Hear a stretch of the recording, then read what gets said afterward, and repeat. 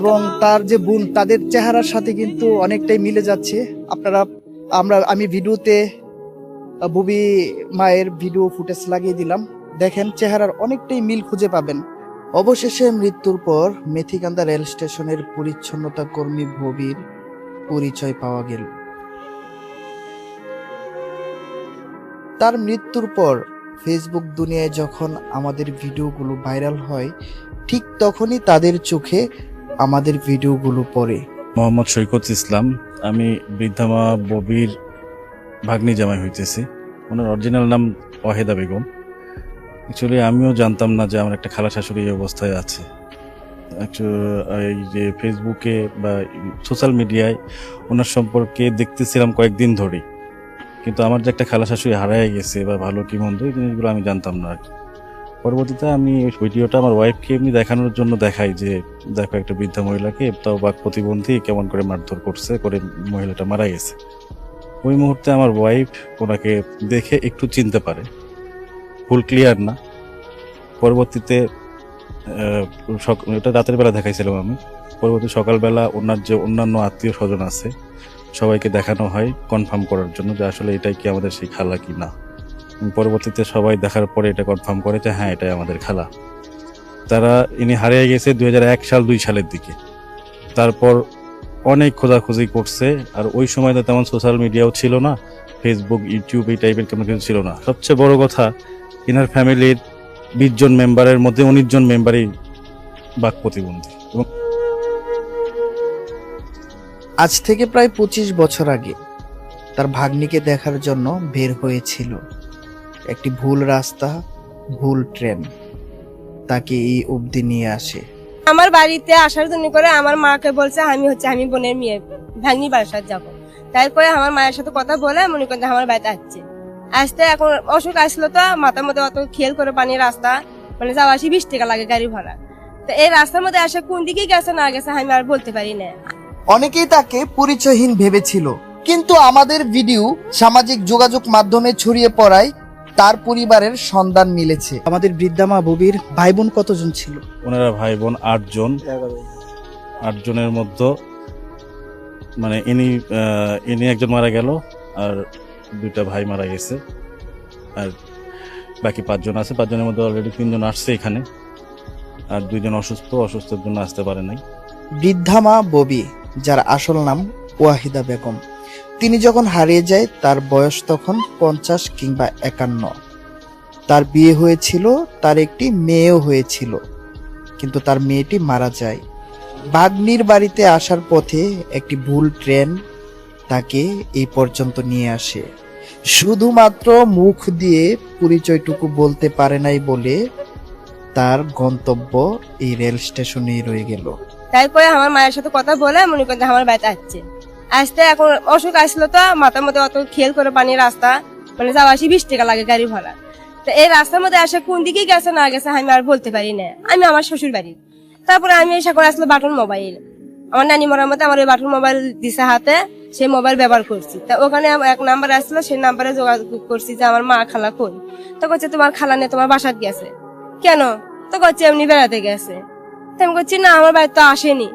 তা এখন পরে থেকে এই বাড়ি ও বাড়ি খুঁজলেই না, কোন কেউ নাই। আমার এত স্বজন আছে, তাকে বাড়ি বাড়ি খুঁজলেই নাই।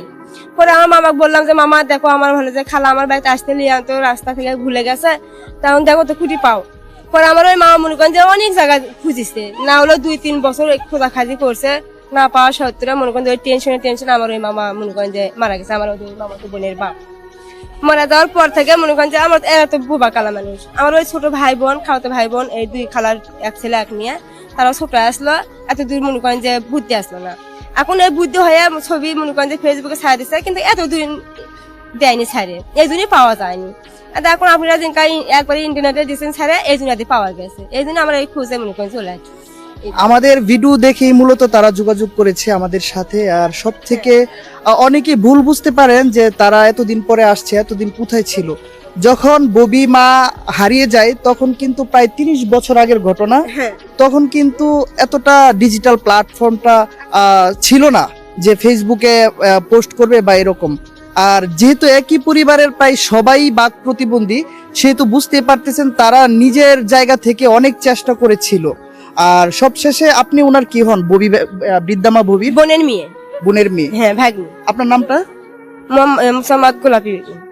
মুসাম্মদ গোলাপি বেগমের সাথে কথা বলছিলাম। আসলে কষ্টের জায়গাটা এটাই যে জীবিত থাকা অবস্থায় দেখা হলো না।